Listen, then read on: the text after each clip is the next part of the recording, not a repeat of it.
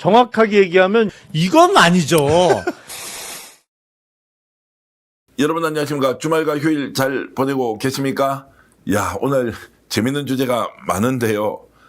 고소의 전략 김용남 전 의원님 모시는데 워낙 내용도 좋고 우리가 취재한 것들을 또 여러분들과 공유를 하고 싶은데요. 우선 이제 김용남 전 의원님 소개부터 하겠습니다. 어서 오십시오. 네, 안녕하세요. 예. 오늘 이제 통일교 특검 언제 출발하느냐 이것도 좀 논의를 해야 하고 김병기 또 원내대표와 관련된 거치 문제 본격적으로 논의가 되고 있습니다.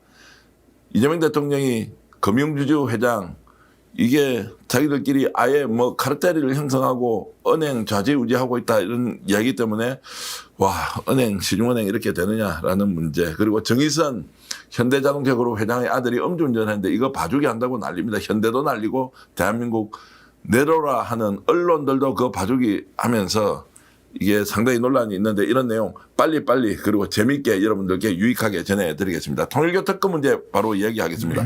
하려고 합니까 말려고 합니까? 여야 간에 특검 하겠다고 제안하고 전격적인 수용을 했는데 진도가 안 나갑니다.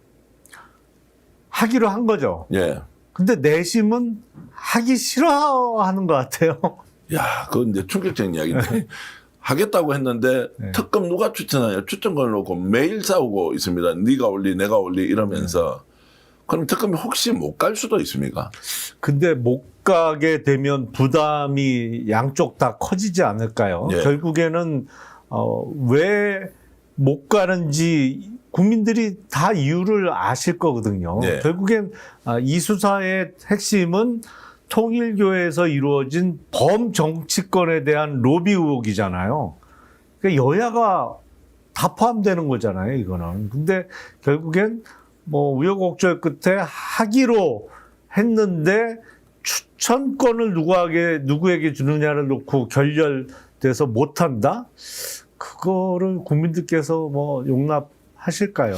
자, 그래서 여쭤보겠습니다. 이제 부장검사 출신이신데 실제로 특별검사를 추천하는 건 추천권. 두 번째 건 특별검사로 추천된 사람이 있으면 마지막에 대통령이 두 사람 중에 한 사람을 임명하지 않습니까? 네.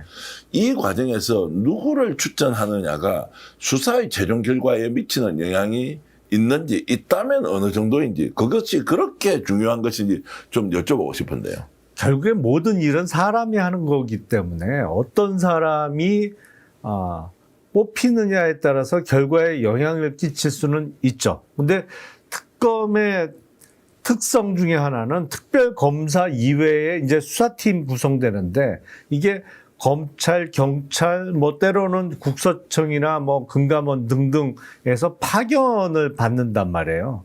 그러니까 여러 기관 소속의 사람들이 섞이는 이른바 잡새꾼이에요. 그러니까 출신 기관이 다 다르기 때문에 어느 한쪽으로 확 몰아가거나 아니면 야 이거는 우리가 그냥 속된 표현으로 묻자 한다고 비밀 유지는 잘 안 돼요. 그러니까 한 기관이 할 때보다는 그래도 객관성이나 공정성을 갖고 수사가 이루어질 가능성이 높은데 근데 최종적인 결정 권한은 특별검사가 갖는 거니까 아무래도 그 특별검사의 어떤 성향이나 의지가 반영될 여지는 있겠죠. 그래서 영향이 있지만 수사 자체가 O가 X가 된다든지 이렇게는 할 수가 없어요. 그건 어려운 구조죠. 자, 그러면 추천을 개혁신당이다 국힘에서 하는 사람은 아예 민주당에 불리하게 특별검사 두 사람을 추천하고 그 특별검사는 대통령 임명을 받아서 민주당만 다 죽이고 국힘은 액세서리로 넣자. 이렇게 현실적으로 임명된 그 검사가 특별검사가 하겠느냐. 바깥에 나서 이제 들어가는 대체로 판사 검사 출신들의 변호사들이 들어갈 거 아닙니까? 그게 이제 구조적으로 가능한가 제가 좀 이제 여쭤보고 싶은 거예요. 특별검사가 그런 나쁜 마음을 먹더라도 이 수사를 혼자 하는 것도 아니고 실제 수사는 특별검사가 아닌 뭐 밑에 특별검사 보도 있습니다만 그 밑에 파견된 뭐 검사 아니면 경찰 출신들이 주로 하기 때문에 나쁜 마음을 먹더라도 자기 마음대로는 안 되는 구조죠. 자, 이제 그것은 정반대로 그러면 민주당이 다 추천한다고 해서 국힘 다 죽여라. 네. 그래서 그런 정치적 의도를 받아서 바깥에서 들어가는 변호사가 최종적으로 정치재판이라는 오명을 덮어서 각오하고 엄청난 불미해가 오는데 이렇게 하겠느냐라는 이제 생각이 들어서 웬만하면 합의를 좀 하지. 또 하나는 차라리 그러면 여야 간에 뭐 헌법재판소에서 한다, 대법원에서 추천한다 다 빼고 네. 민변도 빼고 그건 대한변협에서 추천하라라고 하는 것은 합의가 가능한 거 아닌가요? 제가 보기엔 뭐 변협이 들어갈 수 있고요. 예. 그리고 뭐 복수 추천이니까 한 곳에서 두 명을 다 추천하기보다는 과거 같으면 이제 야당이 주장을 해서 하는 특검이면 야당 추천 몫이 있었는데 이번에는 사실 야당도 수사 대상이잖아요. 그러니까 정치권은 다 빠지는 게 맞아 보이고 변협하고 법학교수 협의회 쪽에서 한 명씩 추천해서 복수 추천하면은 뭐 가장 합리적인 답이 될 수 있지 않을까 싶습니다. 그런 합의에 이를 것 같습니까? 이것 가지고도 또 지금 뭐 대한변협 회장의 정치적 성향이 어떻고 뭐 법학 교수 또 협의회는 또 성향이 어떻고 막 이렇게 밑도 끝도 없이 싸워버리니까. 그러면은 이제 특검 안 하겠다는 얘기하고 똑같아지는 예. 거죠. 그런. 그리고 이제 또 하나 더 여쭤보고 싶은 것은 이제 특검이라는 건 특검 법안이 여야 간에 합의해서 만들어질 거 아닙니까? 네. 그러면 김건희 특검 같은 경우에는 16가지를 딱 적시해서 요 사건을 주로 하고 여기와 연관된 것은 수사를 할 수 있다 정도로 하면 그렇죠.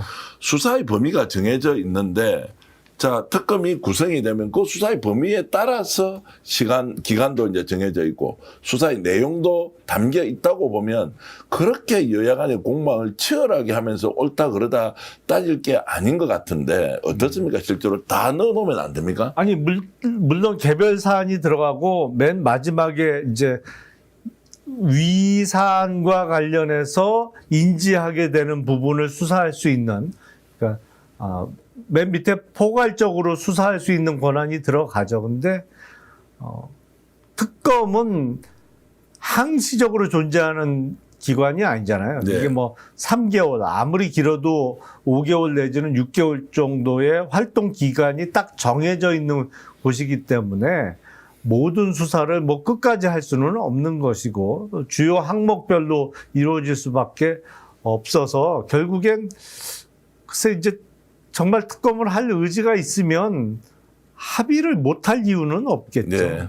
그 지금은 이제 흰개류기 정도이고 전격적인 합의는 할 것으로 우리가 그냥 합리적으로 예상해도 되겠죠. 설마 이걸 안 하고 있다가 양쪽에서 완전히 난타전하면서 이게 뭐 밑도 끝도 없이 이렇게 싸움을 하면 이걸 바라보는 국민들이 얼마나 피로감이 많이 생기겠습니까? 그렇죠. 그러면 속셈이 드러나는 거죠. 예. 정말 특검이 출범하지 못하게 된다고 하면 결국엔 정치권에 대한 수사를 하기 싫었던 거구나 이렇게 생각할 수밖에 없겠죠. 벌써부터 나오는 이야기가 원래 이제 민주당은 안 받을 줄 알고 국힘에서 아예 세게 나갔는데 민주당이 갑자기 받아버리니까 이게 갈 수가 없는 상황이다. 뭐 이런 이야기도 지금 나오거든요. 근데 특검 수사가 시작되면 아무래도 민주당보다는 국힘 쪽이 더 많이 나올 수밖에 없어요. 네. 구조상 그렇죠. 네. 왜냐하면 가장 최근에 특히 2022년 3월 대선을 앞두고 그 전 어느 순간부터는 한학자 총재가 당시 그 윤석열 후보를 지원하기로 했는데 그리고 나서 윤석열 정권이 출범을 했잖아요. 주된 로비 대상이 될 수밖에 없는 구조잖아요, 이게. 그럼 많이 나올 수밖에 없죠. 네. 자, 그래서 이제 어떤 범위로 수사를 하도록 할 것이냐. 그러면 한번 더 따져보겠습니다. 일단 정치 자금을 불법적으로 제공했다. 전재수 전 장관이 이제 이름이 나오고 있고 뭐 또 국회의원 몇 명이 등장했습니다. 이거밖에 없겠느냐 추가로 있을 것이다. 그리고 지금 권성동 받아서 구속돼 있고 1억 원인데 1억 원이 전부냐. 아니 쇼핑백 2개 들고 나온 돈이 훨씬 더 많을 것이다. 거기다가 100억 지원서까지 있습니다. 이제 이 내용은 지금 수사를 다 해야 되는 게 확실하죠. 예. 그렇죠. 예, 자, 두 번째는 금고에서 돈이 한화로 계산해 보니까 280여 억이 나왔습니다. 네. 미 달러가 뭐 1,000만 달러 이상 1,310만 달러인가 뭐 이렇게 있었다고 하고 이 자금도 사실은 수사 대상에 들어가야 되는 거 아닙니까? 그러니까 일단 주된 타겟은 불법적인 정치 자금 내지는 뇌물을 준 거 아니냐는 네. 부분이잖아요. 결국엔 불법 정치 자금이 됐던 뇌물이 됐던 그 원천적으로 그 돈을 어떻게 만들었냐가 수사가 이루어져야 되는 것이죠. 그러다 보면 통일교의 전반적인 회계를 들여다볼 수밖에 없는 거죠. 이게 로비 자금을 뿌릴 때 이른바 뭐 회사의 대표이사나 회장이 개인 호주머니 정말 자기 돈 자기가 월급 내면서 소득세 4대 보험료 다 내고 정말 자기 돈 내서 뺏어주는 경우는 거의 없잖아요. 네. 회사 자금에서 돈을 만들어서 그걸 갖고 로비 자금을 뿌리잖아요. 통일교도 크게 다르지 않겠죠. 근데 그거는 필연적으로 업무상 횡령 내지는 배임 이슈하고 연결되기 때문에 이게 그 수사 범위가 불법 로비 자금이라고 좁히더라도 결국에는 통일교의 전반적인 회계를 들여다볼 수밖에 없고 그 과정에서 그렇다면 금고에 들어 있었다는 현찰 280억 또 뭐 미국 미달러 이걸 어떻게 조성했느냐? 네. 이건 뭐 수사를 안 할 방법이 없죠. 무조건 들어가야 되는 거고 예. 그것이 이제 금원이 어디로부터 이제 흘러나온 것인지 세금은 제대로 냈는지 불법적으로 갔는지 이제 따진다는 것이고 그래서 하나 더 들어가야 할 것이 600억 원 라스베가스 도박 자금과 관련해서 미국 이제 세무당국에서 수사를 이제 조사를 시작했고 한국에서도 이제 고발이 돼서 춘천경찰서에서 수사를 했거든요. 이게 지금 오간데 없습니다. 뭐 공소시효가 지났다 아니다 그 확인된 게 뭐 2018년 19년이다 이제 이런 이야기까지 막 섞여 있는데 심지어 2020년까지 이제 연결이 돼 있던데 이것도 수사 대상에 적시해야 되는 거 아닙니까? 어떻습니까? 아무래도 그렇겠죠. 예. 이거는 뭐 돈과 관련된 것이고 기본적으로 그 어마어마한 돈을 어디서 마련했느냐 이게 교단 돈일 가능성이 큰 것이죠. 네. 뭐 교인들의 헌금이 됐던 어쨌든 교단의 돈을 갖고 도박에 이용했다고 하면 그거 자체가 또 업무상 횡령과 또 뭐 상습 도박죄의 그 죄책이 생길 수 있는 것이기 때문에 그걸 일부러 빼놓을 이유가 없겠죠. 이미 의혹이 제기가 됐고 수사를 하던 사안이니까. 근데 그런 게 문제예요. 이게 정말 묻혔잖아요. 예. 이게 어떤 정치적인 압력에 의해서 묻힐 수 있는 구조가 되면 안 되는 거잖아요. 네. 근데 실제로는 묻혔어요. 예. 이런 게 더 문제점이죠. 그러니까 그 외압의 실체가 누군지 누가 또 주도했는지 네. 어떤 또 거래가 있었기 때문에 그 수사 라인이 춘천경찰서를 눌러서 정리했느냐 뭐 이름이 다 나와 있는데 이것은 이제 명예훼손과 관련된 부분이기 때문에 듣는 이야기와 저희들이 여러분들께 공유하는 것은 완전히 이제 다른 부분이어서 말씀을 드리지 않겠습니다만 라스베가스 도박판에 갔던 사람은 한학자가 분명하고요. 지금 비서실장으로 이름 나오지 않습니까? 정원주. 네. 거기도 도박장에 들어가서 도박을 600억 총액의 그 범위 안에서 도박을 했고 그 외에도 한 몇 사람이 더 있습니다. 간부들이 더 간부들이 있는 것 있고 같아요. 이 돈은 한국에서 가져간 돈이 부족해서 일본에서 보냈다는 이야기도 있고 오죽 돈을 많이 가져갔으면 미국 세무당국에 이게 적발이 됐겠습니까? 이제 이런 것들이 뒤로 나와서 한국은 전혀 모르고 있는 상황인데 아예 이제 이 내용을 미국에서 정보가 흘러나와서 고발이 됐는데 이거 어쨌든 묻었다. 그 묻고 나서 이랬다는 거예요. 엄청 자랑을 했다는 거예요. 누가 이거 내가 해결 다 했다. 땡땡땡한테 얘기를 했고 땡땡땡이 나서서 정리했고 야 너희들 내 봤지? 내가 이 정도 힘이 있어. 우리 이제 다 장악했어 정치권. 저는 이 이야기를 매우 심각하게 자존심이 부러진다는 생각으로 대한민국의 수사당국과 정치권에서 듣고 있어야 한다. 얼마를 먹고 이것을 봐줬는지 모르지만 이들은 내부에서 그 해결을 한 것을 자신의 권위를 유지하는 수단으로 누구누구한테 내가 했고 누구누구한테 했고 이걸 한학자한테도 보고했다. 야 너희들 내 봤지? 앞으로 잘해야 돼. 이제 이런 것까지 나왔기 때문에 이거는 명예를 걸고 대한민국의 수사기관과 정치권에서 일벌백계의 마음으로 이제 가야 된다는 이제 이런 말씀을 좀 드리는 것입니다. 그리고 천원궁, 천정궁 공사 관련해서도 여러 제보들이 존재하거든요. 3천억부터 시작한 공사가 4,500억, 4,700억으로 갔다가 최종적으로 9천억 원의 공사가 끝이 납니다. 누가 어떤 과정으로 그 공사업체를 선정했는지 모른다. 인테리어 공사는 수십억이 수백억 되는 거는 예산일이다. 그렇죠. 이걸 누가 이제 집행을 했을 텐데 이것도 정말로 수사를 해야 한다. 그러면 받았으면 준 사람이 있을 거고 그거를 하여튼 뭐 요즘까지 제가 말씀드리는 게 아니 그래서 정치권에 계시니까 이 수사 대상과 항목을 좀 정할 때 이런 것들을 좀 지금까지 나와 있는 통일교의 의혹들을 하나하나 이렇게 좀 적시해서 수사를 하도록 해야 수사를 담당하는 특별검사나 수사팀에서 이게 국민적인 바람이 무엇인지를 좀 알 수 있지 않겠느냐 이런 생각이 좀 드는 겁니다. 그렇죠. 근데 이제 통일교 정도 사이즈면 이게 자산도 많고 그 회계를 깨알같이 다 들여다보기에 만만치 않거든요. 그래서 내부 협조자를 수사 협조자를 확보하는 게 제일 급선무가 될 겁니다. 예, 협조자 제가 많이 네. 공유해드리도록 하겠습니다. 어쨌든 그런 의혹 제기를 하는 분들이 있어서 자 그런데 이제 다른 각도로 좀 넘어와서 이 문제 좀 짚어보겠습니다. 이게 지금 이재명 대통령이 지위고하를 막론하고 여야를 막론하고 문제가 있는 것은 수사를 하라고 한 것 때문에 네. 일부에서는 이 이재명 대통령이 이제 전 민주정부 예를 들어서 친문과 절연을 하는 뭔가 계기로 삼는다 이런 이상한 이야기가 여의도 주변에서 나오고 있어요. 이거 어떻게 보십니까? 그런데 잘못된 거를 덮는 게 더 잘못된 거잖아요. 예.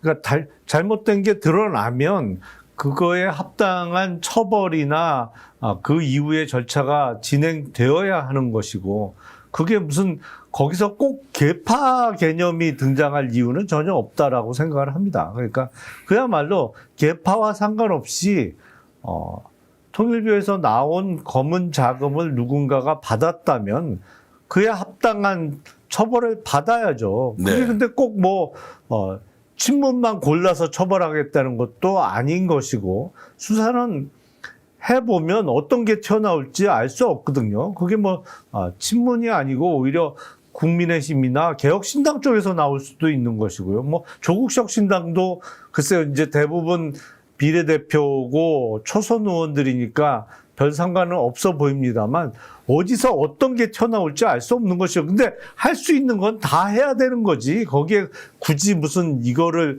정치적인 색깔을 입히는 거는 옳지 않아 보입니다. 제가 이제 정치 일정을 놓고 보면 이게 이제 특검이 여야 간에 합의가 되고 구성이 되고 수사가 만약에 출발을 하면 네. 한 2월 초 중순에는 출발할 것 같습니다. 네. 그렇게 되면 6월 달에 지방선거가 있는데 네. 좀 우리가 냉정하게 생각해서 지방선거를 앞두고 이 수사를 본격적으로 하는 것이 맞느냐 아니냐. 두 번째 하더라도 그 수사 내용에 대해서는 선거에 직접적인 영향을 끼치기 때문에 지방선거 이후에 뭔가 수사 결과를 발표한다든지 이게 이제 묘하게 지금 돌아가게 돼 있지 않습니까? 이 부분은 지금 어떻게 보시는지 또 이것이 실제로 선거판에 영향을 미치는 것이 옳으냐 그러냐의 문제까지 좀 한번 설명 한번 해 주시죠.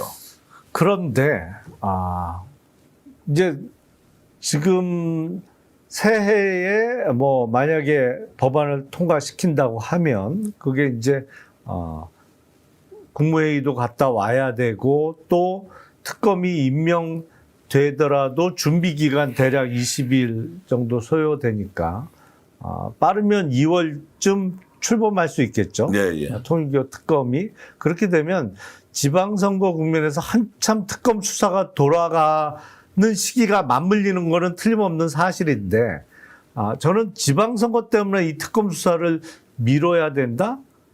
만약에 그렇다면 잘못된 사람인데 나쁜 일을 벌인 사람인데 덜컥 지방선거에 당선이 되는 경우도 있을 수 있잖아요. 네. 당선된 다음에 밝혀지면 그거 어떡할 거예요? 그러면 그 사람 또 구속이 되든지 하면 대법원 확정될 때까지는 자진 사퇴 안 할 거고 그러면 새로 뽑힌 단체장은 구치소에 들어가 있는 동안에 사실상 공석인 단체가 나올 수밖에 없는 것인데 오히려 저는 지방선거가 있기 때문에 할 수 있는 한 최대한 서둘러서 빨리 수사 결과를 내놓는 것이 국민들이 잘못된 선택을 하거나 헛고생하지 않게 만드는 것이 아닌가 라고 생각을 합니다. 그러니까 중립성이 굉장히 중요하다는 네. 말씀으로도 동시에 들리고 이게 중립성이 자칫 잘못 악용되면은 정치적 역풍으로 올 수도 있는 것이고 또 하나 더 있습니다. 이제 어쨌든 수사는 원칙적으로 가야 된다는 말씀으로 이해를 하고 국수본이 지금 열심히 이제 수사를 하고 있지 않습니까? 네. 그럼 이 국수본 수사는 어떻게 됩니까? 수사 결과를 특검이 출범하면 국수본으로 다 국수본이 이제 특검으로 넘겨줘야 됩니까? 아니면 이 경우에도 국수본과 특검은 같이 또 이렇게 병행하면서 수사를 해야 됩니까? 대부분의 경우 이제 특검이 출범하게 되면 기존의 수사를 하던 곳에서 사건을 다 보내죠. 네. 이첩을 하죠. 그러니까 저는 근데 사실은 그 전의 입장은 통일교 특검도 그렇고 이른바 종합특검도 그렇고 특검을 이미 6개월 우리가 했는데 국수본의 수사를 그냥 맡기는 게 더 좋을 것 같다는 의견이었습니다만 어쨌든 뭐 여야가 통일교 특검을 하기로 한 바에야 둘 다 하는 거죠. 네. 그 특검은 하기로 결정이 되어 있는 거예요. 그러면 그 특검이 출범했을 때는 국수본에서는 사건 기록 일체를 다 특검으로 이첩시키는 게 맞죠. 그래서 이제 제가 생각하는 것이 특검이 출범하면 국수본에서 하고 있는 수사 자료만 넘길 게 아니라 국수본 수사팀도 아예 여기에 참여를 하면 이게 또 특검의 뭐 정책 중립성 이런 데도 위배가 되는 것인지도 한번 질문을 좀 드리고 아니죠. 기존에도 그렇게 많이 했죠. 예, 예. 특검에 기존에 수사를 하던 뭐 경찰이 됐던 검찰이 됐던 그 수사팀의 상당수가 특검에 파견을 가죠. 네. 그렇게 이어서 사실상 하면 되겠죠. 그러니까 효율성이 상당히 높은 예. 방향으로 정리를 해서 어느 한쪽에서 딱 수사를 하고 그 결과를 국민들에게 알려주는 방식이 좋겠다라는 이제 생각이 들어서 요즘 시청자 여러분, 대한민국 국민들이 뭐 저도 마찬가지인데요. 웬만큼 수사기관들이 하는 기획보다 더 나은 경우가 있다. 왜냐하면 이렇게 이제 여론을 모아서 가면 여론도 좀 더 구체적으로 전달됐을 경우에 좋지 않겠느냐 이런 생각이 드는데 특검 논란 좀 많이 안 하면 좋겠습니다. 빨리 출발시키려면 예간에 합의해야 되고 양쪽이 인정할 만한 것 이런 것들로 결론 내는 것이 바로 정치력 아니냐라고 좀 여야의 말씀을 드리고 싶고요. 김병기 원내대표 건으로 좀 가보겠습니다. 오늘 이 방송이 이제 나가는 시점에 김병기 원내대표가 거치 결정을 했는지 안 했는지 일단 알 수는 없는데 이게 왜 이렇게 피로감이 높아집니까? 이 건은요. 그러니까 이게 지금 점점 확전이 되는 양상이잖아요.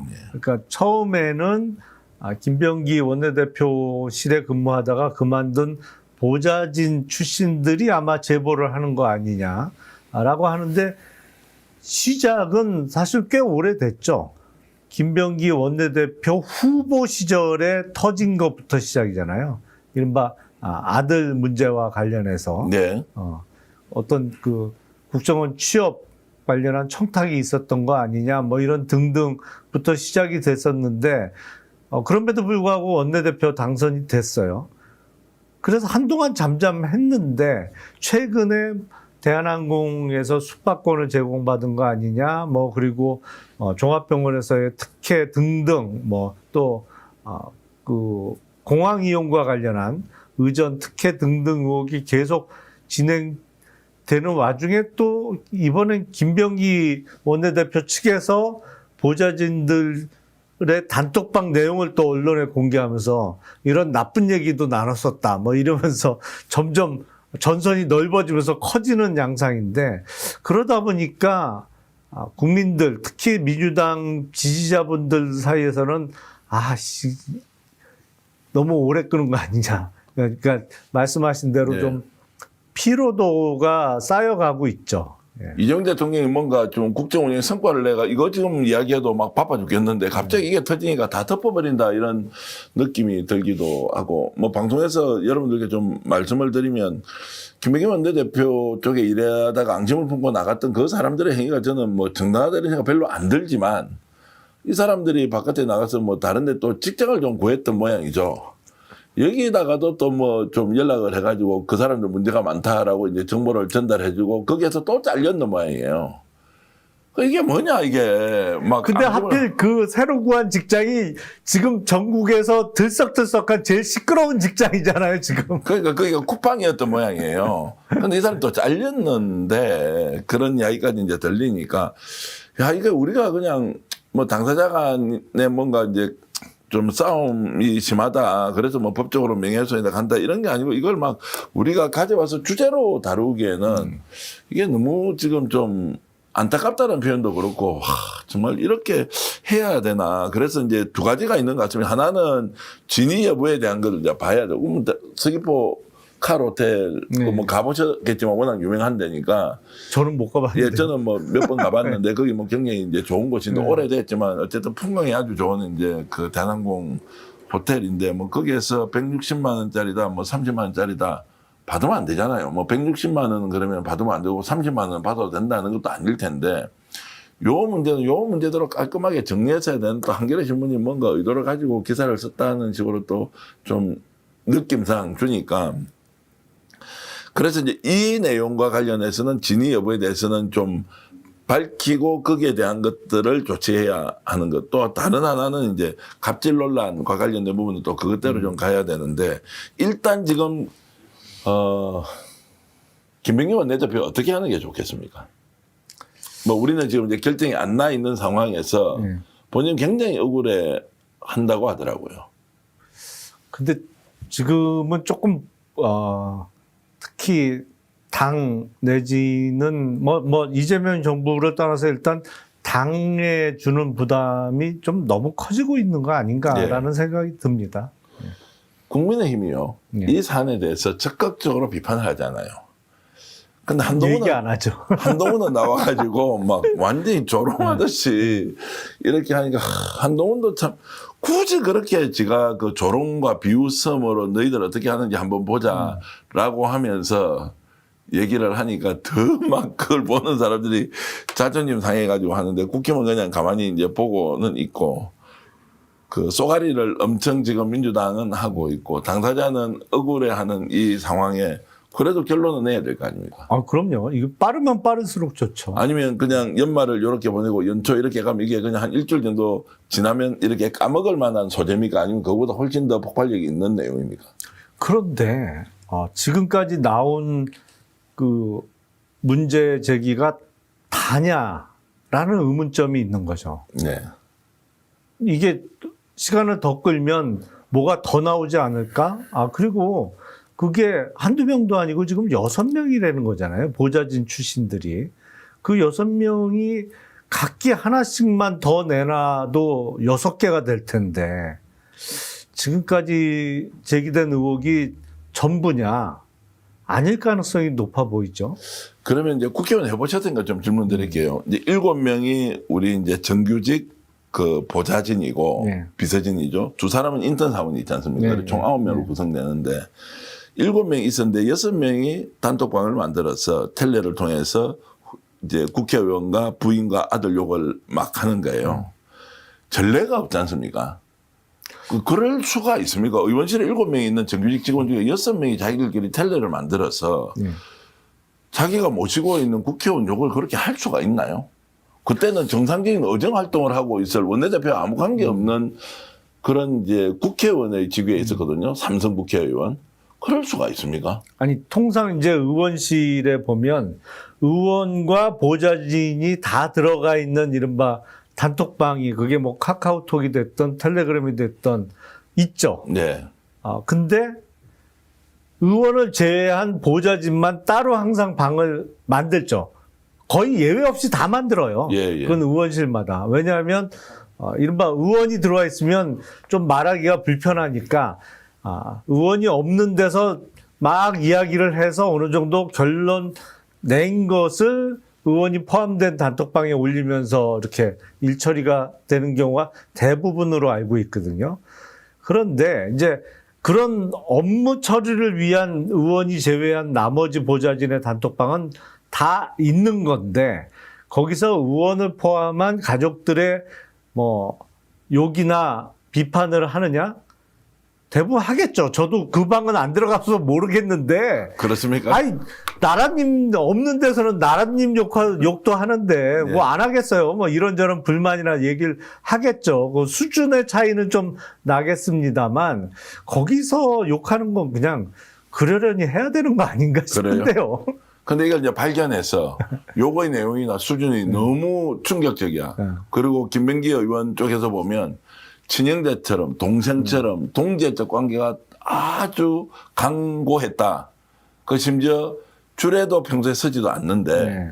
그래도 그 비서진 중에 한 명 결혼을 한다니까 줄에까지 서줄 정도로 애정을 쏟았다라는 게 이제 김병기 의원의 지금 속상한 마음이고요. 네. 근데 이제 조금 전에 의원님 말씀을 들어보면 뭐 그 정도 욕하는 게 다반사지. 그런데 이걸 발견하고 6명을 면직 처리했다는 것은 그냥 잘라버렸다는 거지 않습니까?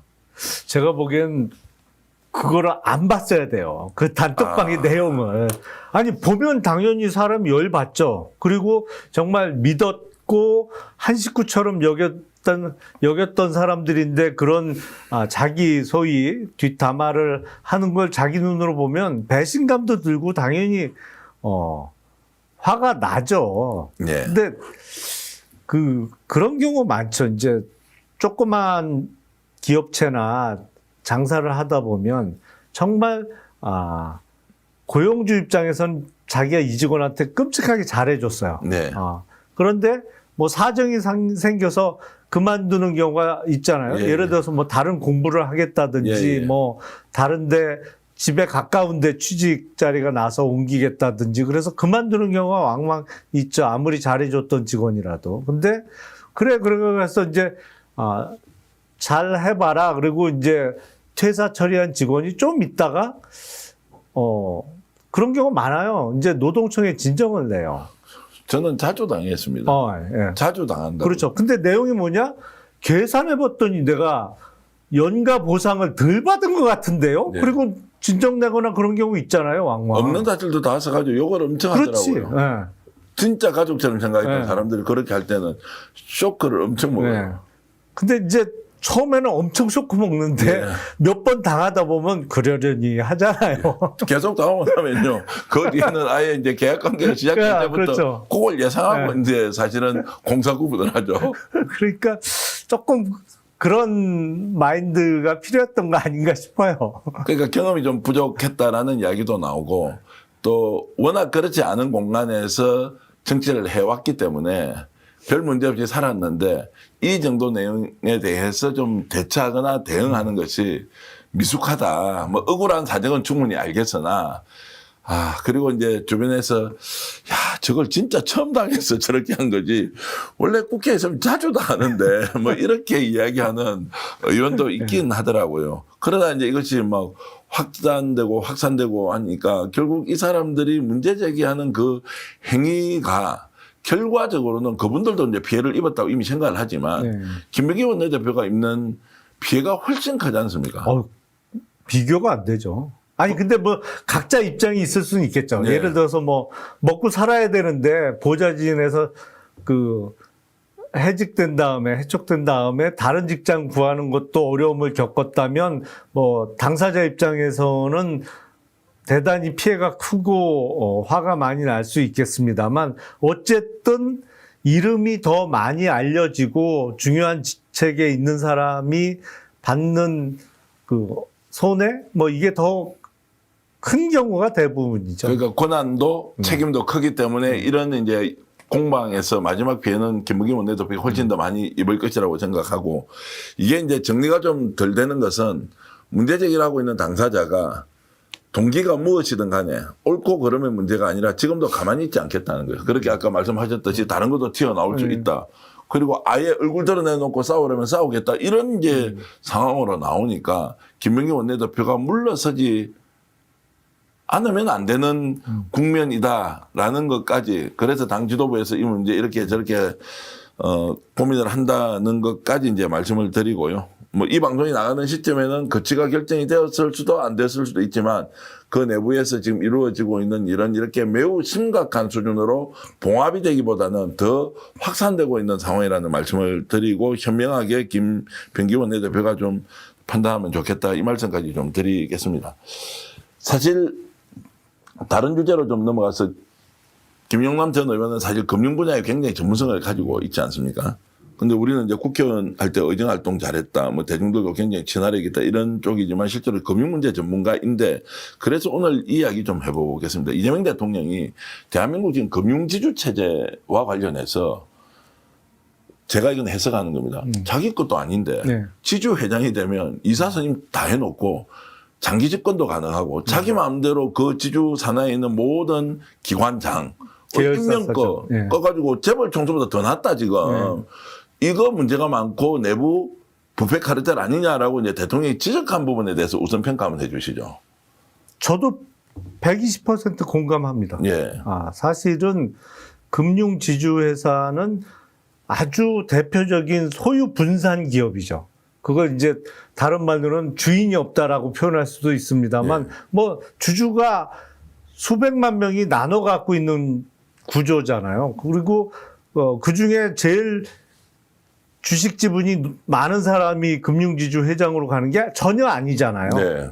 그런데 한번 금융지주 회장이 되면 이사회 구성을 본인이 하죠.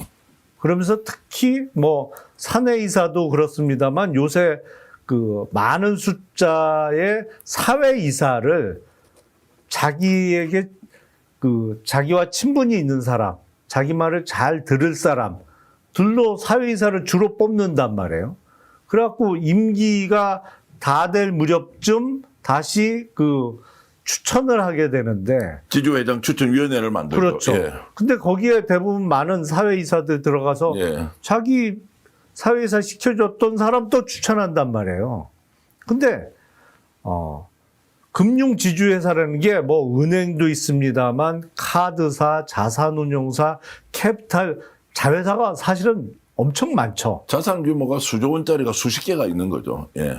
그리고 보통 뭐 대표적인 KB나 신한 정도 되면은 자산 규모가 한 700조 내외 안팎쯤 되잖아요. 네, 예. 어마어마한 덩치죠, 사실은. 그런데 자기 지분은 거의 없는 사람이 정말 말 그대로 황제처럼 군단 말이에요. 그 월급제로 들어가가지고 네. 자기가 지배를 해버리는 이 구조가 지금 오랫동안 관행으로 돼 왔죠. 그리고 그 전에 보면 이명박 정부 때 일어난 일입니다만 그때 그게 벌써 오래됐잖아요. 네. 거의 2007년 대선이었으니까 그때 당선자 신분 때 일어난 일입니다만 그때 금융지주 회장 가려는 사람이 당선자 측에게 준 돈이 그때 돈으로 22억이 넘잖아요. 맞습니다. 그럼 지금 뭐 물가 상승률 감안하면 한 50억 이상 준 거 아니에요? 그 이름이 특이해서 기억나는데 팔자 들어간 사람이었는데 그러니까요. 그렇게 주고 거기에 지배권을 지가 정권 내내 가지고 있었던 사람이죠. 아니 그러면 지금 돈으로 예를 들어서 50억 이상 돈을 쓰고 금융지주 회장이 되면 그 본전은 뽑아야 될 거 아니에요. 막말로. 더 심하게 얘기하면 지금 금융지주 회장들은 그 뒤 해가지고 갔을 수도 있다고 우리가 그냥 막연하지만 의혹 제기도 할 수 있죠. 그러니까요. 근데 외국 금융사, 뭐 미국 금융사 보면 이른바 회장이 우리처럼 뭐 3년, 6년이 아니고 10년 넘게 하는 사람들도 많이 있죠. 네. 그런데도 거기서는 뒷말이 안 나오는 게 일단 이사회 구성을 객관적이고 투명해 보이는 인사들도 하거든요. 그래서 철저하게 경영 실적을 평가를 하고 그 사람의 능력을 평가해서 결정을 하지 이게 뭐 친분 관계로 회장 연임이 되고 이런 경우가 거의 없단 말이에요. 네. 근데 별의별 일이 다 있어요, 사실은. 이 주인 없는 회사, 뭐 다른 말로 소유 분산 기업의 회장이나 경영권을 진 사람들이 어떻게 하냐면 이사들을 데리고 해외 출장을 가끔 갑니다. 네. 회장이. 그야말로 해외 출장을 가요. 그러니까 자기 돈 갖고는 도저히 경험해 볼 수 없는 거를 회사 돈으로 출장 명목으로 가요. 어마어마한 돈을 써가면서. 그 팩트죠. 네, 그건 팩트입니다. 그러니까요. 예. 예. 그래서 자기 팬을 계속 되게 유지를 해요. 근데 자기 돈 쓰냐? 다 회사 돈으로 하는 거지, 그게. 네, 예. 그리고 나중에 주총에서 혹시라도 본인에 대해서 반대표가 나올까봐 여러 가지 작업을 해놓습니다. 뭐 이제 어떤 재단도 만들어 놓고 재단에 자사주를 증여해서 자사주일 때는 의결권이 없지만 이게 재단으로 넘어가는 순간에 의결권이 살아나잖아요. 예. 그래서 또 자기 우호 지분으로 확보해 놓고 그러니까 거기도 자리를 만들어서 나중에 또 주면 되고. 그렇죠. 예. 자기 신복을 심어 놓고. 예. 그러니까 이런 게 없어져야 되는데 실제 그게 대한민국에서 지금 일어나고 있습니까? 아유, 그런 경우 어마어마하게 많아요. 그 수사를 해야 되겠다는 생각이 순간적으로 확 드는. 아니 예를 들어서 삼성의 이재용 회장이야 지분을 가지고 물론 비율로 보면 낮긴 하지만 어쨌든 지배권을 인정할 만큼의 뭔가 일종의 사회적 합의가 돼 있지 않습니까? 거기는 이제 다른 계열사들이 많이 지분을 갖고 있어요. 예, 이른바 예. 순환출자 구조. 순환출자 구조라는 것은 한국 이제 재벌 기업들의 이제 특이한 구조인데 어쨌든 그것은 이제 재벌 회장으로 인정하는 뭐 사회적 어쨌든 관행과 그리고 인지가 다 돼 있는 상태인데 적어도 거긴 지분이라도 있죠. 지분이라도 있잖아요. 그런데 대한민국에 있는 금융지주는 500조 이상 700조 800조 정도 되는 그 초대형 글로벌 은행에 사실상 지분조차 없는 사람이 임명되고 나서 이사회 구조를 지가 바꿔서 자기 회사처럼 하고 심지어는 해외에 나가서 돈을 쓸 때도 그렇게 쓰면서 우호적인 세력들을 만드는 그 작당을 해왔다라고 보면 자 구체적으로 좀 들어가 보겠습니다. 우리 금융지주와 관련돼서 지금 나오는 임 회장이 지금 이름이 나오지 않습니까?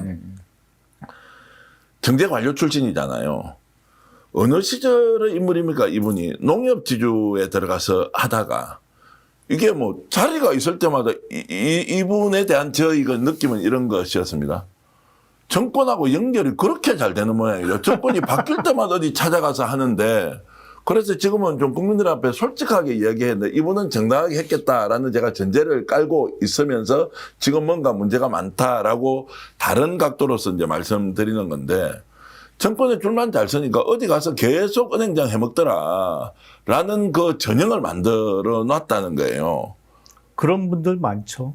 그러면 감독원에 금융감독원이죠. 그쪽에 라인 잡고 그다음에 청와대 실체를 손잡고 이렇게 해서 절대로 내한테는 접근 못하도록 그렇게 철옹성을 쳤는데 과연 명분 때문에 실질적인 필요성 때문에 했겠느냐 정치권에 손을 잡았을 때 진짜 거래가 없었겠느냐 있었겠느냐 이런 거 좀 따져봐야 되는 거 아닌가요? 아유, 금융지주 회장 정도 되면 사실은 사회적인 영향력이 어마어마하죠. 그 크고 작은 사업하는 사람들 중에 돈 필요하지 않은 사람이 어디 있어요. 그리고 대출을 얻더라도 어떤 조건으로 얼마를 얻느냐에 따라서 사실은 사업적인 유불리가 확확 바뀔 수가 있는데 그런 영향력도 큰데다가 그 전에 이제 조금 지난 얘기입니다만 과거 정권의 모 금융지주 회장이 이제 가셨어요. 누가 봐도 그때도 정권의 힘으로 그냥 금융지주 회사를 회장을 가신 분이에요. 그분은 교수 출신인데 네, 예. 금융권 출신이 아니고. 뭐 누군지 대충 이름은 이영자가 들어가는 분 같은데 하여튼 예, 말씀해 주시죠. 아니 근데 이 양반이 이제 금융지주 회장은 처음 해보는 거잖아요. 예. 근데 해외 출장을 가끔 가거든요. 네. 금융지주 회장이 가면 거기 뭐 일본이 됐던 미국이 됐던 그 은행에 그 은행이 진출해 있는 나라에 뭐 주로 자회사도 출장을 가죠. 있고, 예. 예, 그 브랜치도 있고, 뭐 이제 이렇게 했죠. 예. 딱 이제 그 단적인 표현이 그거예요. 야, 장관을 왜 하냐? 예. 이게 장관보다 100배는 낫다. 그분으로부터 직접 들었다는 걸로 제가 알겠습니다.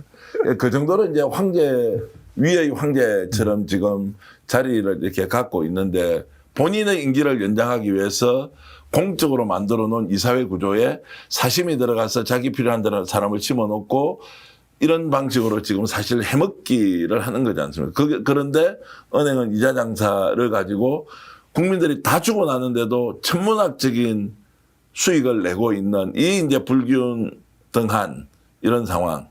좀 더 제가 이제 비판적으로 보자면 금융지주에 소속해 있는 그 노조는 과연 건강하냐?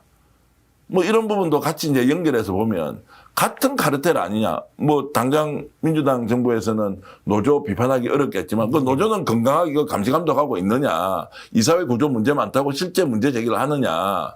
그리고 오히려 거기 줄 서서 자기도 출세하려고 부행정 되고 행정 되려고 그 흐름과 이런 데 다 발맞추는 건 아니냐. 그러니까 썩어 자빠질 수밖에 없는 것이다라는 생각이 좀 드는데 좀 들어가서 좀 바꾸시면 안 돼요?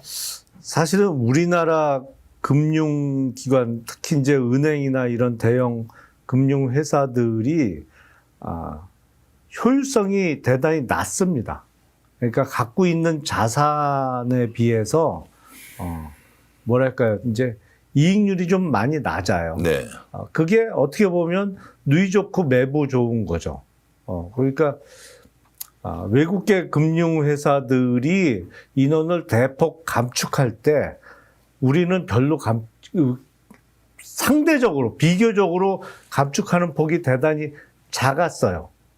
그러면서 자본이 효율적으로 안 돌아가는 측면이 있는데 그럼에도 불구하고 뭐 이른바 이자 장사만 해도 이익이 조 단위로 나고 있는 것이죠. 그러니까 근데 사회 전체적으로 보면 이런 게 다 비효율이에요. 이제 회장의 어떤 부패 문제 그리고 이사회 구성이 객관적이고 공정한 사람들로 구성이 안 되는 폐해가 또 있는 것이고 그런 경영진의 문제를 제대로 따끔하게 지적하지 못하는 노조의 문제도 있는 것이고 근데 그 사이에서 서로 간에는 타협점을 대충 찾는 거 아닌가라는 생각도 듭니다. 뭐 그 타협점이라는 게 이제 좀 건강한 타협점 이런 것보다는 그렇죠. 그냥 봉합 수준의 네. 뭔가 그냥 좋은 게 좋다는 식으로 넘어간다는 것이고. 자, 그래서 이게 이제 현안이 됐기 때문에 이재명 정부 들어서 이사회 구성만큼은 누가 보더라도 객관적으로 투명하게 구성될 수 있다. 이것을 만들어낼 수는 있을 것 같습니까? 노력을 해야죠. 예. 노력을 해야 되고 사실은 이제 지금까지 이루어진 이재명 정부뿐만 아니라 특히 이제 전 정권 내에서 문재인 정부에서 이루어졌던 내용까지 토탈해서 보면 개혁이 주요 타겟이 어디냐면 이른바 주인 있는 회사의 지배주주의 의결권의 영향력을 좀 제한하는 쪽에 네. 특히 이제 뭐 감사위원을 뽑는다든지 이럴 때는 3% 룰을 만들어서 지배주주의 영향력을 좀 줄이는 쪽의 개혁 작업은 꾸준하게 지금까지 이어졌거든요. 근데 그건 주인 있는 회사를 대상으로 하는 개혁 작업이었고 네. 이른바 이런 소유분산 기업, 금융지주와 같은 주인 없는 회사를 상대로는 아직까지는 그렇게 크게 유효한 개혁 작업은 이루어지지 않았어요. 그래서 앞으로는 그 부분도 힘을 쏟아야죠. 그러니까 이제 소유권이 불분명하다라고 하는 것은 따지고 보면 국민기업이라는 이야기잖아요. 그렇죠. 대한민국 국민들이 주식 가지고 있는 네. 것이고 그 주식 가진 사람이 주인인데 그 대표를 어떻게 지주회장이 지가 임의대로 이사를 선임하고 거기에서 지배권을 강화하는 방식이냐라고 하는 것은 이게 자본주의 경제 논리와도 맞지 않은 것인데 교묘하게 비틀어서 그렇게 하고 있는 것. 네. 그러면 적극적으로 나서서 해야 되는데 자 국민연금이나 우리 연기금 운용을 하지 않습니까? 네. 오히려 강력하게 좀 개입을 해서 이런 부분에서 연기금이라도 의결권 행사 같은 거를 하려고 마음먹으면 가능하지 않습니까? 사실은 제가 제일 아쉽게 생각하는 부분 중에 하나가 바로 말씀하시는 부분입니다. 그러니까 우리가 적극적으로 그냥 뭐 배당금을 받거나 아니면 주가의 상승을 노리는 것뿐만 아니라 조금 적극적으로 행동에 나서서 회사의 전반적인 경영 능력 아니면 이익 창출 능력을 개선시키려고 노력하는 거를 이제 주주 행동주의라고 표현을 하는데 사실은 우리나라에서는 개미 투자자들이 주로 주주 행동에 나서는 경우가 가끔 있는데 원래는 말씀하신 대로 국민연금과 같은 대규모 자금을 굴리는 곳 연기금에서 열심히 해야 되는 게 주주 행동주의예요. 그런 데서 특히 금융지주나 이런 데에 투명성 요구를 해야죠. 네. 그래서 적극적인 경영의 개선을 요구를 해야 되는데 여태까지는 우리가 국민연금을 포함한 연기금이 가장 주주 행동주의의 소극적인 곳이었습니다. 네. 이거는 고쳐야죠. 그래서 제가 대한민국 은행이 글로벌 시장에서 엄청나게 각광을 받고 있고 투자에서도 성공한다는 것도 있지만 은행장 또는 지주회장의 선임 구조가 불투명하고 비정상적이어서 훨씬 더 성장할 수 있는데 그 성장의 기회를 스스로 기득권 구조를 유지하기 위해서 내팽개친 거 아니냐라고 하면 국민들이 나설 수 없으니까 국민들이 내놓고 운영하고 있는 국민연금과 같은 기관에서 적극적으로 개입하는 것이 맞다. 제가 그래서 요즘 시중은행 보면 미래에셋 대우라는 그리고 메리처 뭐 투자증권 이런 데 있지 않습니까? 네. 거기도 글로벌 기업들인데 치열하게 경쟁해서 웬만한 은행보다 더 커진 것 같다는 느낌이 들고 오히려 과감하기도 하고 어떨 경우에는 위험 관리를 소극적이지 않게 적극적으로 관리하면서도 돈은 엄청 많이 버는데 왜 대한민국 시중은행은 그렇게 못하느냐라는 이야기를 하는 분도 있던데 어찌됐든 이번 기회에 자기 거 아닌데 자기 것처럼 쓰는 거는 막아야 되겠다. 이거 이재명 대통령이 잘 지적했다라고 생각을 하고 있는데 표에는 도움이 좀 덜 될 수도 있다. 왜냐하면 노조만 말도 불가피하다. 그럼에도 불구하고 대통령이 이렇게 꼼꼼하게 국정 챙기는 거 보면 저는 엄청 이 박수를 많이 보내거든요. 어떻습니까? 근데 확실히 이재명 대통령은 역대 대통령 누구보다도 금융이나 자본시장에 대한 이해도는 정말 높으신 것 같아요. 네. 그러니까 역대 대통령이 이렇게 구체적인 사안과 관련해서 문제 제기를 한 적이 없거든요. 근데 그게 하기 싫어서 안 한 것보다는 사실은 이게 자본시장에 대한 이해도가 높지 않으면 이게 세세한 부분까지 알기가 쉽지 않거든요. 네. 근데 그쪽은 정말 탁월하신 것 같습니다. 그래서 지주회장 오래 하면서 꺽 묻고 알 묻고 남아있는 국물에 그 다음에 마지막에 찌꺼기까지 다 내가 먹어야 되겠다 생각보다는 후배들한테 물려주기도 하고 더 좋은 사람 찾기도 하고 이것이 갖고 있는 역사적 의미를 진짜 국민의 은행이나 국민기업으로 좀 바꾸는데 모범을 보일 만큼 다 좋은 자리에서 노란 저위에서 계시지 않았습니까? 좀 정신 차리고 좀 바꿔가면 좋겠고요. 이 문제도 좀 한번 짧지만 좀 다뤄보겠습니다. 정의선 회장이 지금 갑자기 등장을 했습니다. 아들 음주운전했던 사건이 갑자기 나와버렸어요. 이건 뭔 일인가 싶은데 어떻습니까? 왜 언론사가 나서서 정의선 회장 아들이니까 그 기사 다 빼주자. 이게 말이 됩니까? 일단 그 음주운전이 벌어진 거는 꽤 시간이 지났죠. 맞습니다. 근데 최근에 이슈화된 건 그 옛날 기사와 관련해서 이름이 빠진 거죠. 예.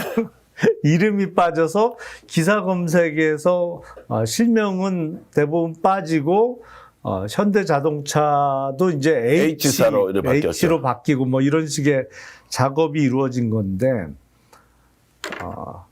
언론사도 사실은 언론 회사잖아요. 근데 그런 기업 입장에서 언론계의 기업 입장에서는 현대자동차 같은 거대 기업은 일종의 주님이죠, 주님. 돈 주는 데다. 광고주님. 예, 예. 광고주잖아요. 예, 예. 그러다 보니까 막강한 영향력을 끼치고 그 영향력을 이용해서 실명은 다 걷어낸 것 같은데 근데 이제 언론사가 회사고 거기도 직원들 월급도 줘야 되고 뭐 이익도 조금 남겨야 되는 것은 분명합니다만 이런 식으로 하면 이게 언론사의 본래 기능이 없어지는 거죠, 사실은. 아니 자존심이 엄청 상할 것 같은데 정의선 회장 아들이 과거에 음주운전을 해서 그 기사로 있고 뭐 다 알만한 사람 아는 것인데 이걸 어느 순간에 그거 이제 H사로 바꿔달라 그 아들 이름 빼달라 이러면 그걸 우리가 숨기면서 덮고 넘어갈 수 있다고 생각할 만큼 세상이 이렇게 우리가 깜깜이 세상이 된 거 아닌 줄 알 텐데 왜 빼주느냐 이 말이에요. 그러니까 이제 첫 번째는 그런 요구를 한 현대자동차 그룹 측, 뭐 정의선 회장 측이 도대체 이게 사회에 대한 이해를 어떻게 하고 있는 것인가 라는 문제점이 발견되고 아무리 광고주지만 그런 무리한 요구를 했을 때 또 그걸 들어준 언론사는 뭔가 그러면 사실은 이미 오래전에 보도가 된 것도 이렇게 빼줄 정도면 지금 막 벌어진 일에 대해서 아직 보도가 나가기 전이라면 이거 묻는 건 더 쉬운 거 아닌가? 라는 생각도 들어요. 제가 이렇게 질문 한번 드려볼게요. 이 정도 이제 과거에 우리 아들이 이런 거 관련 있으니까 이름도 나오고 현대자동차 있으니까 이미지 안 좋으니까 정의선 회장이 직접 나서서 야 이건 이제 언론사 이야기해서 내년에 광고 집행 우리가 수천억 하는데 언론사 연락해서 좀 빼라고 좀 요청하세요라고 지시했겠습니까? 아니 왜냐하면 이것은 정의선이 대답을 해야 된다고 보는 네. 거죠. 이 사람은 자기 아버지처럼 쌍팔년도에 기업한 사람도 아니고 그 나이 또래가 비슷하지 않습니까? 네. 좀 뭐 신세대처럼 사업하고 글로벌 그리고 영어도 잘하면서 전 세계에서 투자 자금을 모으고 현대자동차가 이렇게 인류사에 기여하는 큰 회사를 만들었는데 자기 아들 문제 때문에 그 광고 비용을 지출하는 것 때문에 언론사의 이름을 빼라고 지시했으면 이 사람은 기본적으로 인간적인 CEO의 이런 거와 맞지 않다라고 저는 이제 생각을 하고 설마 이제 정의선이 직접 지시를 했겠느냐라는 생각이 이제 하나 드는 것이고요. 아니면 밑에서 이제 알아서 겼다 안 겼다라고 하면 그 사람이 나와서 지금 설명을 해야 한다 지금 국민들한테. 아니면 원래 이름을 다 복귀시켜 놓든지 아니면 우리가 알아서 현대차 아들 정의선 아들 이렇게 그러면 그 사람은 왜 음주운전을 하면 자기가 잘못에 대해서 벌금 900만 원 내고 처벌받으면 됐잖아요. 이걸 다시 우리가 끌어내서 그 사람을 비난할 이유가 뭐가 있습니까? 그 사람 인격은 또 어떻게 되는 거예요? 이제 이렇게 생각하면 참 난감하다 이거. 정의선이가 저렇게 했을 리가 없는데 그러면 중간에 했다면 누가 또 했느냐? 그걸 봐준 언론은 또 뭐냐고. 오히려 정의선 공격하라고 우리 같은데 그냥 정보 제공을 해 주는 것인지 저는 이제 도무지 이해를 할 수가 없습니다. 저는 뭐 최종적으로 현대차 그룹 내에서 이번 일에 대한 결정을 뭐 회장이 했는지 밑에 특히 이제 그 언론 담당하는 쪽에서 홍보 파트에서 했는지 뭐 확인이 필요하겠습니다만 저는 이제 어떤 생각이 드냐면 이 현대차도 또 이제 4세 승계를 준비하는구나. 라는 생각이 들어요. 그래서 이제 지금 어느 법인에 들어가서 일을 하고 있다 그러더라고요. 그러니까 이게 벌써 한참 지난 일인데 예. 왜 그렇게 악착같이 아들 이름이나 이런 걸 뺐겠어요. 결국엔 이게 우리나라 재벌도 참 대단하다. 바뀐 게 없는 거네요. 네, 바뀐 게 하나도 없는 거죠. 나이만 그러니까, 젊지 자기 아버지 할아버지가 했던 거 똑같이 그럼 정경유착 할 것이고 이런 방식으로 그러면 기업 운영을 하면 어떻게 하느냐. 그래도 현대차 잘 나가니까 뭐 봐주자. 뭐 이런 거하고 저는 좀 다른 것 같아요. 아니 그러니까 저는 4세 승계 준비 작업의 한쪽이라고 생각을 해요. 그렇게 네. 보여요. 그러니까 4세 승계를 위해서 미리 이미지와 관련해서 안 좋은 기사를 좀 묻어버리는 작업을 일찍 시작한 것인데, 그러니까 지금 재벌 회장들 지금도 최근에도 계속 기사 나는 거 보면 요새 연말을 맞아서 각 기업들이 임원 인사들이 쭉 발표가 되잖아요. 근데 2025년 연말에도 여전히 이른바 회장의 자녀 입사한 지 뭐 대략 4년, 5년 정도 된 그리고 아직 30대인 회장 자녀의 뭐 부사장 승진 인사라든지 뭐 이런 기사가 계속 나요. 뭐 어제도 났고 그제도 났고 뭐 이런 걸 보면 한국 기업들 근데 그 회사들이 대부분 다 상장된 기업이거든요. 우리나라 상장 기업들의 거버넌스는 언제쯤 좀 나아질까라는 생각이 듭니다. 정의선 현대차 회장이 전선환과 만나서 깐부치킨이 막 손님들이 밀려들어서 이런 로컬 대한민국 브랜드도 이제 깐부치킨이 굉장히 유명해지는데 얼마나 많은 사람들이 박수를 보내고 했습니까? 현대차 잘 만들어서 우리 잘 쓰고 있죠. 그런데 자녀 문제와 관련해서 이런 식으로 해야 되겠습니까? 정말로 국민주권 정부가 아니라 글로벌 시장에서 전 세계인을 상대로 상품을 판매하고 있는 그 회사의 회장의 아들이 술을 먹었다. 첫째, 술을 먹지 않았어야 되고 음주운전 안 해야 되고요. 두 번째, 음주운전하다 걸렸으면 900만 벌금 내고 끝났죠. 앞으로 반성하면서 승계가 필요하면 할 때도 있겠죠. 과거에 이런 내 잘못이 있었습니다. 그러나 나의 역량은 능력은 충분히 이걸 잘할 수 있습니다. 라고 하면서 그 본인이 갖고 있는 흠결이 오히려 경쟁력이 되도록 하는 그런 마음으로 나와서 있는 사실을 진솔하게 고백하고 가야 되지 광고비 많이 주니까 너희들 언론사 기사 다 빼고 덮어놓아라 라는 방식으로 가겠다라고 하면 우리가 그래도 어쩔 수 없는 현대차 힘도 세고 돈도 많으니까 이렇게 굴복을 해드리는 게 맞습니까? 아니면 지금처럼 국민들 앞에서 따져주는 게 맞습니까? 가덕도 신공항 공사하다가 현대건설이 갑자기 짬짬이가 드러날 것 같아서 윤석열, 김건희가 뭔가 연계가 되었다. 그 당시 현대건설 사장이 어떤 짓을 했는지 지금 수사를 받고 있는데 이 최종 결정은 정의선이가 했을 가능성이 매우 높다라는 이야기도 나오지만 증거가 없기 때문에 특검을 수사하지 않기 때문에 뭐 이것도 그냥 그대로 넘어간다라고 했는데 정의선 회장이 이 방송을 보든 보지 않든 현대차가 그렇게 해가지고 어떻게 국민들한테 신망을 얻을 것이냐. 태도를 보고 결정하는 국민도 굉장히 많다.